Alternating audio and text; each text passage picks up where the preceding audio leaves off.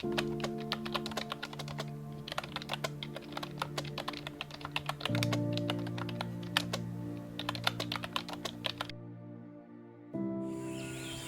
happens when every solution fails, but faith refuses to give up? Today, I share a testimony of a woman who carried a burden for 12 long years. Yet, her faith in God produced a miracle. For 12 years, this woman battled a chronic issue of blood. Day after day, she grew weaker. The book of Luke tells us that she spent all her money on physicians, but no one could heal her. Imagine the desperation. 12 years of unanswered prayers, 12 years of loneliness, 12 years of disappointment. But God had not forgotten her. One day, she heard about Jesus. She didn't just hear testimonies. Something stirred inside her heart. For she said within herself, "If I may but touch his garment, I shall be whole." According to Matthew chapter 9, verse 21. Faith was born in her heart. Faith didn't wait for a guarantee. Faith didn't look for a crowd. Faith began with a simple, bold thought. If I touch his garment, I shall be whole. This is where faith begins, in the posture of the heart. Soon, Jesus entered the town, and crowds surrounded him. Many people pressed against him, but she pressed differently.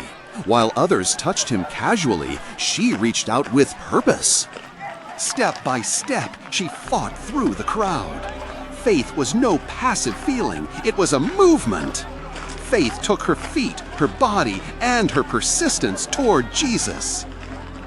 As the Bible says, faith without works is dead. James chapter 2, verse 26. She moved even when hope was fading because she believed that God could do what no one else could. Finally, she reached Jesus. She stretched out her hand and she touched the hem of his garment. Immediately, her bleeding stopped. The book of Luke says it plainly. Immediately, her issue of blood stanched. God responded to her faith. And Jesus, feeling virtue go out of him, stopped. He looked at her and said, "Daughter, be of good comfort. Thy faith hath made thee whole." Not a random coincidence. Not luck. Her faith connected her to God's power. When she saw she could not hide, she came trembling before Jesus. She declared to all why she touched him and how she was healed immediately.